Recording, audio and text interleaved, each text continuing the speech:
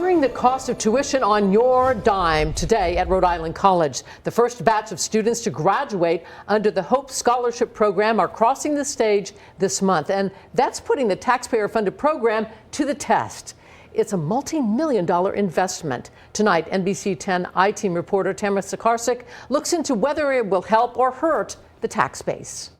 That really depends on a couple of things, whether the scholarship helps more students graduate and whether they stick around after graduation. It's something the school will be tracking over the next year. In the meantime, Rhode Island is already investing more of your money into this program.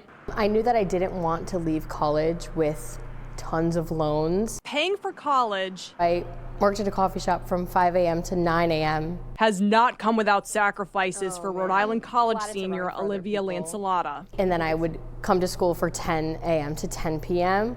because otherwise I wasn't making any money. But money began to matter less last year when Olivia received the Hope Scholarship, a taxpayer-funded pilot program that provides free tuition to in-state juniors and seniors at RIC who've exhausted all financial aid. It has completely changed the course of what my day looks like at college. While it's helped Rhode Islanders like Olivia quit her job and focus on her studies, the real question is whether it'll help Rhode Island by boosting the workforce and tax base. This is not just an expense. This is really an investment in the state's future. That's the argument RIC President Jack Warner has presented when pitching the taxpayer-funded program. But one key is whether the recipients remain in Rhode Island, including the 94 students set to graduate this May. Can you say that every single one of those students will be staying in Rhode Island? They told us that they will. Scholarship recipients must sign an agreement promising they will stay in state. But unlike similar scholarships attached to laws, there's no payback provision if they don't. Do you think that good faith agreement that they sign will be enough for taxpayers who are funding their education? I trust my students.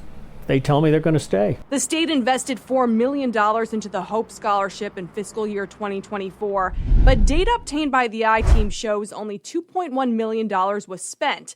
Governor McKee's revised budget proposal decreases the investment by $1.6 million due to updated enrollment projections. We fully expect to spend down the money that's allocated, but it'll take over time as we fill up the pipeline of eligible students. But the great majority of our graduates stay in Rhode Island.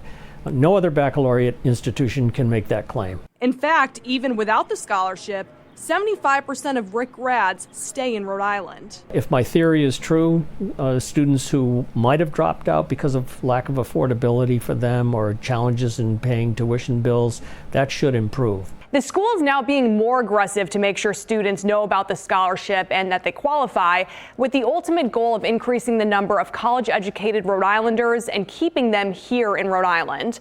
For the NBC 10 I-Team, I'm Tamara Sakarsik.